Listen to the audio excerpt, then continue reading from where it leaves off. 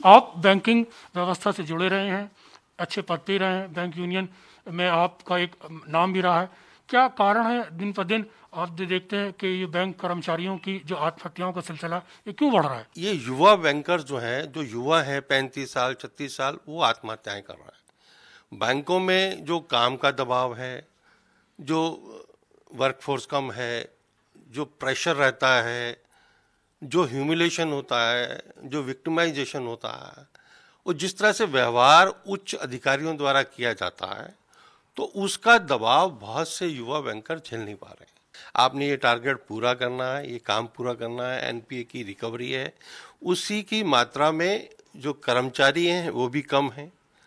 तो उस कारण से सारे जो कारण है वो बैंक का युवा जो कर्मचारी अधिकारी है वो उसको झेल नहीं पा रहा है और वो दुर्भाग्यपूर्ण आत्महत्या कर रहा है। बेसिकली सही मायनों में देश की रीढ़ की हड्डी होता है। जब युवा ही इस भार को नहीं संभाल पा रहा है, इस प्रेशर को, तो जो युवा नहीं है उनका क्या हाल होता होगा। सवाल ये भी खड़ा होता है कि जब नोटबंदी हुई थी उस समय भी आत्महत्याओं के केसेस सामने देखने को मिले थे। आपको लगता है ये समय है जब वित्त मंत्रालय को, खासतौर से सरकार को, रिजर्व बैंक ऑफ इंडिया को इस मसले पर कोई एक पॉलिसी बनानी चाहिए, इनिशिएटिव लेना चाहिए ताकि आत्महत्याएं रुकें? अदरवाइज बैंकिंग सेक्टर के प्रति जो लोगों का नौकरी को आकर्षण है वो खत्म हो सकता है। बिल्कुल, हमने जो कल एक पत्र वित्त मंत्री के पास भेजा है, हमने यही कहा है कि इसके ऊपर एक कमेटी बनाई जाए, यूनियंस को, मैनेजमेंट को और कर्मचारियों को सभी से इसके ऊपर चर्चा हो कि इसका कारण क्या है और किस तरह से इसको कम किया जा सकता है। इस समय जो देश की आर्थिक व्यवस्था है और जो आर्थिक हालात हैं वो अपने आप में बहुत ख़राब दौर से गुजर रहे हैं। नॉन प्रॉफिटिंग एसेट्स है, उनके मामले भी बहुत ज़ोरों शोरों से राजनीतिक रूप से उठे हुए हैं। बैंकों के पास पैसा नहीं है वो पैसा दे सकें।